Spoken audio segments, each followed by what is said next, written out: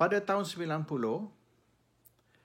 Angkatan Perpaduan Ummah ataupun APU, satu gabungan di antara PAS dan Semangat 46, telah mengambil alih Kerajaan Negeri Kelantan. Pada tahun 2000, 10 tahun kemudian, saya telah interview Menteri Besar Kelantan, Tok Guru Nik Aziz. Ini 10 tahun kemudian. Dan Nik Aziz telah beritahu saya mereka masih menghadapi masalah sabotaj. Ramai lagi pegawai-pegawai kerajaan di dalam Kerajaan Negeri Kelantan masih taat kepada kerajaan lama. Dan walaupun sudah 10 tahun PAS memerintah, masih ada lagi saki-baki loyalis kerajaan lama yang berusaha untuk sabotaj Kerajaan Negeri Kelantan untuk menjatuhkan PAS. Fikirlah 10 tahun kemudian. Masih lagi Kerajaan Negeri Kelantan menghadapi masalah sabotaj dalaman oleh pegawai kerajaan. Pada tahun 99, saya telah pergi ke Terengganu dan saya nak buat satu tinjauan tentang boleh tidak masa tu barisan alternatif belum lagi ditubuhkan, tetapi PAS bersama PKR telah pun berpakat. DAP semasa tu belum lagi. Mereka masih nak jauhkan diri dari PAS.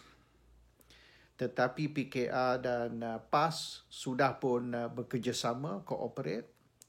Dan tujuan saya ke Terengganu ialah untuk buat tinjauan, is it possible to topple the barisan government in Terengganu. Saya jumpa ramai pegawai kerajaan yang memang saya kenal lama sebab saya 20 tahun dulu di Terengganu, dan ada juga bekas old boy MCKK. Dan mereka beritahu saya, boleh katakan hampir semua pegawai kerajaan di Terengganu sudah tidak menyokong UMNO. Dan sebab mereka tidak menyokong UMNO ialah kerana mereka sudah muak dengan Menteri Besar Wan Mokhtar. Masa tu Wan Mokhtar menjadi Menteri Besar lebih lama dari Mahathir jadi Perdana Menteri, the oldest. Dan Wan Mokhtar tidak mau letak jawatan, tidak mau give way kepada golongan muda. Masih lagi tahun 99 Wan Mokhtar nak bertanding one more round, last round. Dan oleh kerana itu pegawai kerajaan nak tendang keluar UMNO semata-mata supaya boleh pensionkan Wan Mokhtar. Biar Wan Mokhtar bersara. Dan betul, tahun 99 UMNO jatuh dan PAS PKR berjaya ambil alih Kerajaan Negeri Terengganu, seperti telah didedahkan oleh pegawai kerajaan Terengganu. Beberapa bulan kemudian Mahathir telah sekat pembayaran royalti minyak kepada Terengganu dan Terengganu menghadapi kesukaran, financial problem. Dan pegawai kerajaan sudah tidak boleh tahan sebab tidak ada duit nak bayar allowance untuk nak bangunkan Terengganu. Setakat cuma bayar gaji. Itu pun mereka terpaksa potong balak di dalam hutan untuk nak bayar gaji pegawai kerajaan.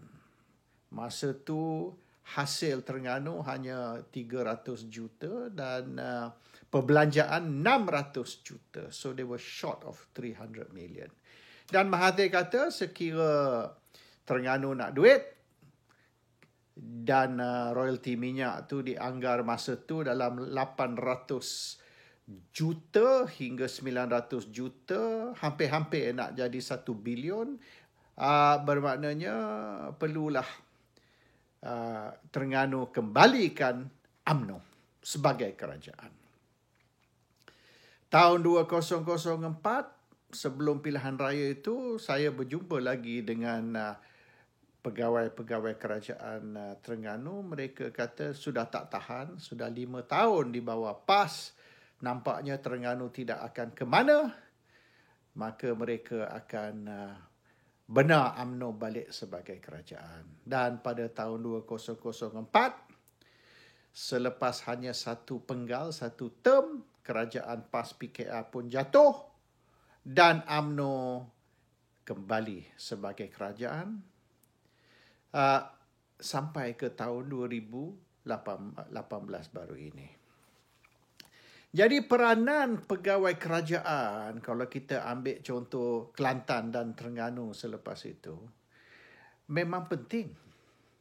Dan pilihan raya yang lepas pun, bulan Mei 2018, ramai pegawai kerajaan, termasuk polis, tentera, semua telah mengundi untuk Pakatan Harapan. Itu satu dari sebabnya Barisan Nasional jatuh. Dan bukan saja setakat undi, walaupun pegawai kerajaan, kalau kita ambil kira tentera polis, hanya 1.6 juta pengundi dibanding dengan 12 juta. 12 juta yang keluar mengundi, hanya 1.6 juta, bermaknanya 10% lebih sikit saja pegawai kerajaan. Tetapi bukan saja undi mereka, tapi peranan mereka untuk sabotage government. Dan mereka berjaya sabotage Barisan Nasional, bukan saja melalui ballot box atau kotak undi, tetapi berbagai-bagai lagi cara. Dan ini terbukti di Kelantan dan juga terbukti di Terengganu, kalau kita nak ambil kira kerajaan negeri. Dan kalau kita tengok Sabah Sarawak pun sama. Tanpa peranan pegawai kerajaan, susah kerajaan negeri nak mempertahankan kedudukan mereka. Ini yang dipanggil deep state. Deep state di mana musuh dalam selimut, kalau ikut istilah orang Melayu. Dan peranan musuh di dalam selimut di kalangan pegawai kerajaan ni memang bisa, memang bahaya. Sekarang ni kerajaan Muafakat Nasional melalui Perikatan Nasional telah memerintah selama sebulan lebih sikit. Katalah dalam 5 minggu. Tetapi sekira kerajaan Muhyiddin ataupun kerajaan Perikatan Nasional ini nak mempertahankan kedudukan mereka, mereka terlebih dahulu kena bersihkan kerajaan. Dalam usaha kita mengatasi masalah coronavirus COVID-19 ini, ada satu lagi virus yang sama bahaya ataupun lebih bahaya. Kita kena ingat, masalah COVID ni masalah kesihatan untuk mengelak dari ramai orang mati. Mungkin Malaysia boleh elak daripada sampai berpuluh-puluh ribu rakyat mati macam di negara lain. Tapi isu kesihatan ataupun mengurangkan jumlah kematian rakyat mungkin satu isu yang penting, tapi banding dengan isu ekonomi lagi besar kesannya kepada negara. Once we have overcome the health crisis, a bigger crisis is ahead of us. A bigger crisis is waiting for us, and that is the economic crisis. Krisis ekonomi 10 kali lagi besar dibanding dengan krisis kesihatan.